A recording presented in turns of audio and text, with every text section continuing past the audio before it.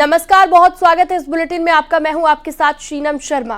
अभी हाल ही में आरएसएस प्रमुख मोहन भागवत ने मंदिर और मस्जिद विवाद पर एक बयान दिया था, लेकिन अब आरएसएस से जुड़ी पत्रिका ऑर्गेनाइजर में भागवत के बयान के ठीक विपरीत लेख लिखा गया है, जिसमें सोमनाथ से लेकर संभल तक का जिक्र है। इस विरोधाभासी बयान और लेख पर सियासत भी शुरू हो गई है। देखिए। किंवा अतिरेकी तिरस्कार, द्वेष, शत्रुता, संशय याच्या पोटी। ये तो था आरएसएस प्रमुख मोहन भागवत का बयान, लेकिन आरएसएस से जुड़ी पत्रिका ऑर्गेनाइजर में भागवत के बयान के ठीक उलट एक लेख लिखा गया है, जिसमें सोमनाथ से लेकर संभल तक का जिक्र है। लेख में दावा किया गया कि विवादित स्थलों का वास्तविक इतिहास जानना जरूरी है। पत्रिका ने संभल मस्जिद विवाद पर एक कवर स्टोरी प्रकाशित की, जिसमें दावा किया गया कि कैसे संभल में शाही जामा मस्जिद के स्थान पर एक मंदिर मौजूद था। इसमें संभल के सांप्रदायिक इतिहास का भी वर्णन किया गया है। खैर, ये कोई पहली बार नहीं है जब मोहन भागवत ने इस तरह का बयान दिया है। हाल ही में उन्होंने धर्म को लेकर भी कहा था कि आधे ज्ञान के चलते अधर्म होता है। म्हणून हा धर्म समजवावा लागतो आणि समजवणं फार कठीण गोष्ट आहे। मनुष्य समजत नाही। मी खूप ज्ञानी मनुष्य असेल तर त्याला त म्हटल्यावर ताकभात लगेच लक्षात येतो। फार अज्ञानी माणूस असेल तर सांगणारा ज्ञानी आहे त्याला माहित असतं म्हणून त्याचं तो लगेच ऐकतो। धर्म हा समजावा लागतो, पण तो नीट नाही समजला तर त्या धर्माच्या अर्धवट ज्ञानाने अधर्म होतो। जगामध्ये धर्माच्या नावाखाली जितके अत्याचार झाले आहेत ते या चुकीच्या समजुतीमुळे झाले आहेत, आणि म्हणून तो धर्म समजवायचं काम करणारे संप्रदाय असावे लागतात। नुसते पंथ असून चालत नहीं। वहीं मोहन भागवत के बयान पर सियासत न हो, ऐसा कैसे हो सकता है? एसपी अध्यक्ष अखिलेश यादव ने भागवत के बयान और आरएसएस की विचारधारा को लेकर बीजेपी पर निशाना साधा है, तो वहीं सीएम योगी ने सनातन को शांति का प्रतीक बताया। मुझे उसमें कुछ नहीं कहना, मैंने पहले भी कहा है। अगर उनको लगता है, क्योंकि वो विचारधारा भारतीय जनता पार्टी की अंडरग्राउंड विचारधारा है, भारतीय जनता पार्टी के लिए वो विचारधारा अंडरग्राउंड काम करती है, सुरंग खोद करके काम करती है। तो वो जो आज बात कही जा रही है, कम से कम उन्हें भारतीय जनता पार्टी के लोगों को समझाना चाहिए। अगर वो एक फोन भी कर दे मुख्यमंत्री जी को, तो कोई भी सर्वे और कोई भी ऐसा विवाद नहीं होगा। अगले जी लेकिन हर जगह राजनीतिक लाभ लेना चाहते हैं। ये तमाम स्टेटमेंट इसलिए आ रहे हैं कि वो राजनीतिक लाभ लेना चाहते हैं। कि अगर विश्व मानवता को बचाना है तो उसका एक ही मार्ग है, वह है सनातन धर्म का सम्मान करो। सनातन धर्म सुरक्षित है तो दुनिया में सब कोई सुरक्षित है। हजारों वर्ष पहले हमारे ऋषियों ने हमें एक ही प्रेरणा दी, अयम निज परोवेति का संदेश दिया है। अयम निज परोवेति गणना लघु चेतसाम उदार चरितानाम तो सुधेव कुटुंब। और याद करिए, दुनिया के अंदर अकेले सनातन धर्म है जिसने दुनिया की हर जाति, हर मत, हर मजहब, हर संप्रदाय के लोगों को उसकी विपत्ति के समय शरण देकर के संरक्षण दिया है, उसे फलने फूलने का एक अवसर दिया है। लेकिन क्या दुनिया के अंदर ऐसे ही हिंदुओं के साथ भी हो रहा है क्या? वहीं दूसरी ओर संत समाज ने साफ कर दिया है कि जितने भी मंदिरों को तोड़कर मस्जिद बनाई गई है, उन्हें मुक्त कराना है। लोगों ने कहा, मुझे उनको देख के एक शेर याद आ गया, जो दिल पे गुजरती है खबर तुझको क्या नासा, कुछ हमसे सुना होता फिर आपने कहा होता।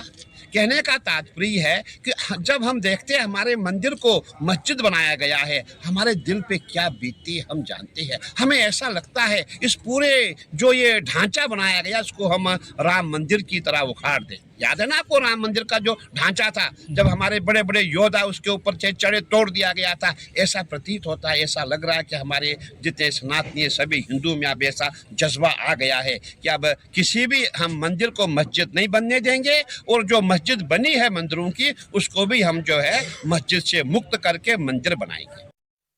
देखिए, वो हमारे बड़े हैं, और बड़ों की बात पर हम लोगों को राइट्स नहीं। हमारे संस्कार, हमारा कल्चर ये है कि हम लोग उनके किसी भी बयान पर हम टिप्पणी नहीं कर सकते, और मैं स्वयं, मेरे लिए वो आदरणीय है, तो मैं इसलिए उनके बयान पर टिप्पणी नहीं करूंगा।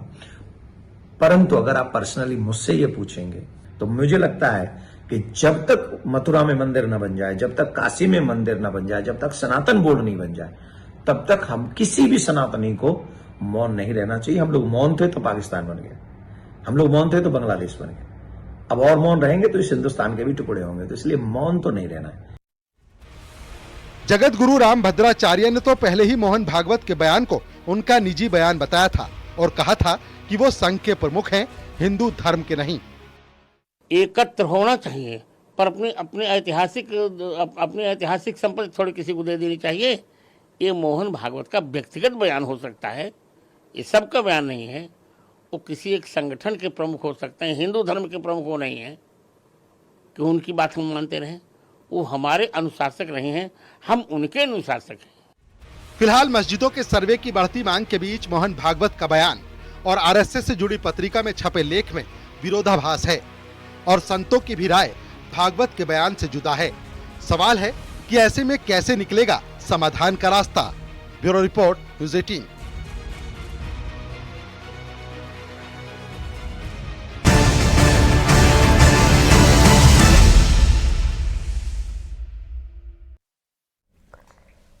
सुर्खियों में छाए संभल में सबूतों की पड़ताल जारी है। इसी कड़ी में एसपी सांसद वर्ग के बिजली मीटर की जांच हुई है। इसके साथ ही आज फिर से 2 ऐसे सबूत मिले हैं जिसने सनातन के दावों को और मजबूत कर दिया है। इसी को लेकर एक रिपोर्ट आपको दिखाते हैं।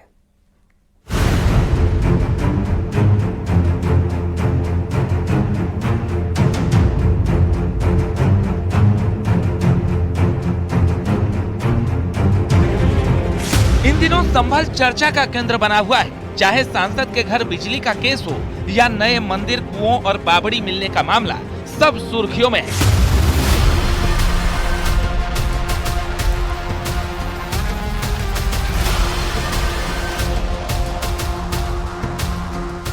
अब सांसद जियाउर रहमान बर्क के घर के मीटर की लैब में जांच शुरू हो गई है, जिसको लेकर सांसद बर्क के वकील बिजली विभाग पहुंचे थे। बिजली विभाग की ओर से सांसद बर्क के नाम से नोटिस जारी किया गया था। 17 दिसंबर को बिजली विभाग की छापेमारी में सांसद जियाउर रहमान बर्क के घर पर लगे 2-2 किलोवाट के मीटरों में गड़बड़ी के सबूत मिले थे।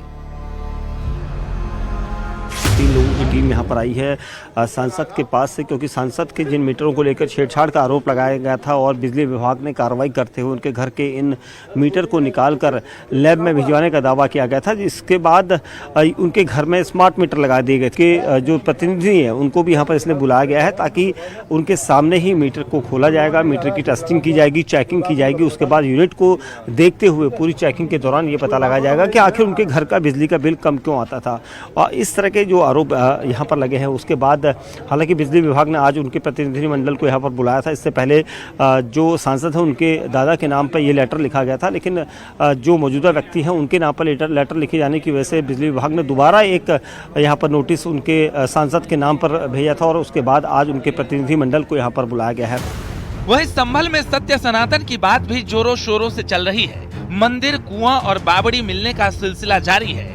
आज फिर एक और प्राचीन कुआं मिला है, जिसे पृथ्वीराज चौहान का कुआं बताया गया है। दावा किया जा रहा है कि जब पृथ्वीराज चौहान की राजधानी होने के दौरान इस कुएं का इस्तेमाल उनकी सैन्य एकेडमी और टुकड़ियों के लिए किया जाता था। वहीं बड़ा दावा किया जा रहा है कि अगर इस बंद पड़े कुएं की खुदाई होती है तो इसमें खजाना या फिर प्राचीन हथियार बरामद हो सकते हैं।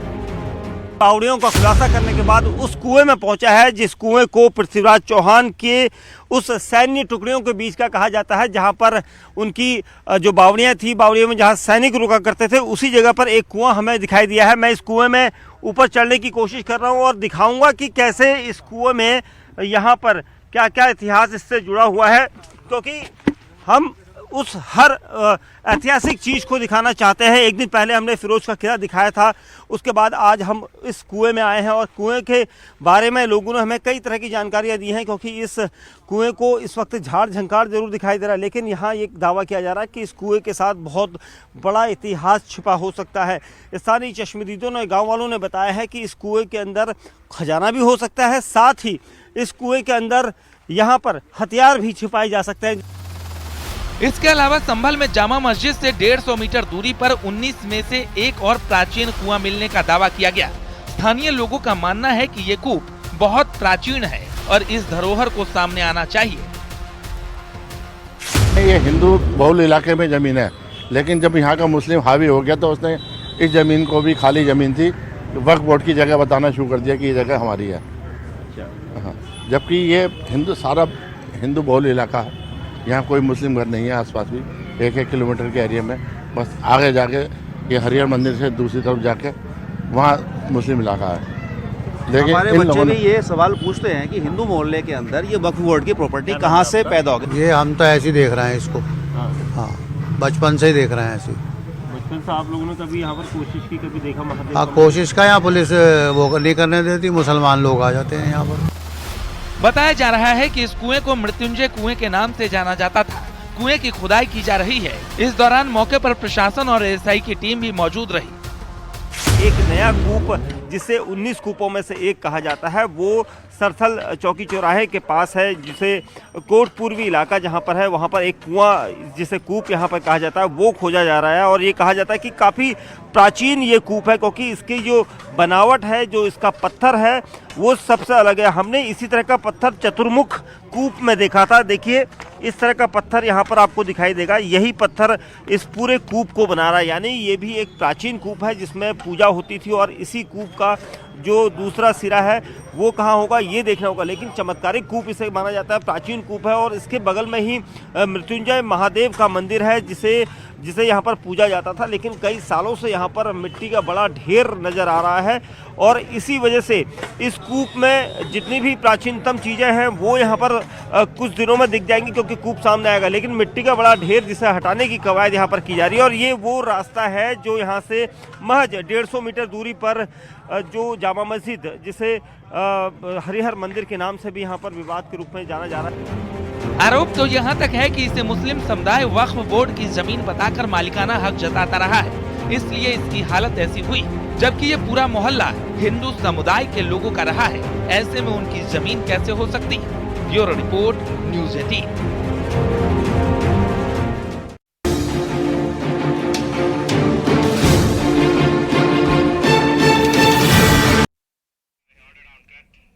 संभल के चंदौसी में एक दबंग ने एएसआई की ओर से संरक्षित ऐतिहासिक पुराने किले पर की अवैध कब्जा कर लिया। उसने ईंट लगाकर पुराने किले के रास्ते को बंद कर दिया। जब इसकी जानकारी प्रशासन को मिली तो पुलिस के आला ऑफिसर्स ने कब्जा करने वालों को कड़ी फटकार लगाई। डांट के बाद उसने गेट से ही ईंटें हटाकर रास्ते को खोला। चंदौसी के फिरोजपुर के पुराने किले की ये घटना है। दरअसल एसपी एएसआई के साथ गांव फिरोजपुर में ऐतिहासिक किले को देखने पहुंचे थे, जहां पर गेट पर ही ईंटें लगाकर एक आरोपी ने किले का रास्ता बंद कर दिया था। किले के बोर्ड को भी आरोपी ने छिपा दिया था। ये देखकर एसपी का गुस्सा भड़क गया। जमीन तो घेर लो, तो कोई भी आदमी घेराई तो है, किसने घेराई है? तो 8-10 ने घेरा है, 8-10 साल अभी का है, पहले का थोड़ी होता है 8-10। क्या नाम है? किला 1656 का है। सरकारी जमीन है तो घेर लो, तो कोई भी आदमी घेराई तो है, किसने घेराई है? तो 8-10 ने घेरा है, 8-10 साल अभी का है, पहले का थोड़ी होता है 8-10। क्या नाम है? किला 1656 का है। सरकारी जमीन है तो घेर लो, तो कोई भी आदमी।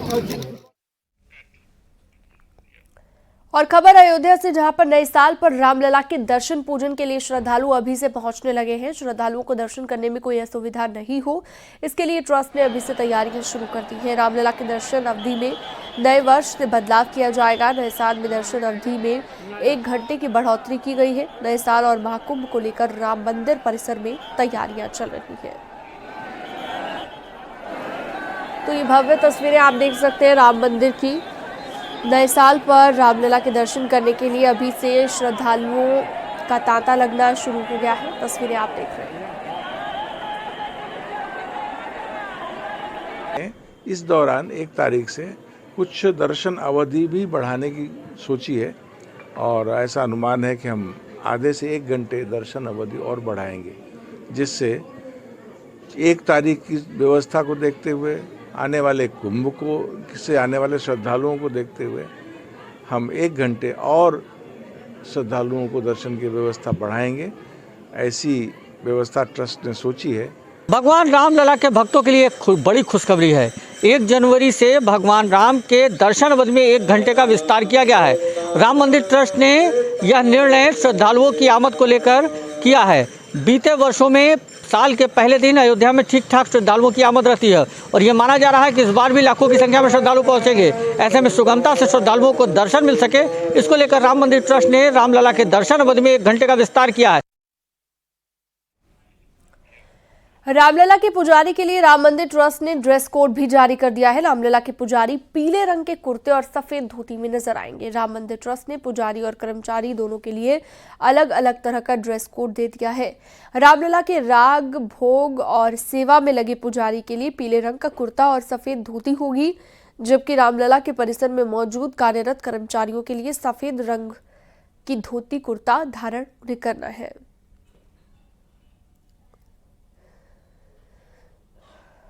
पहचान जानने के लिए वह ड्रेस कोड जो है वो लागू हो गया है और लोग पहन लिए हैं और ये नियम जो बनाए हैं ये सरकार जो ये ट्रस्ट ने वह निश्चित है कि सही बात है और इसी रूप में एक पहचान रहता है जबकि पुजारियों के और कर्मचारियों के।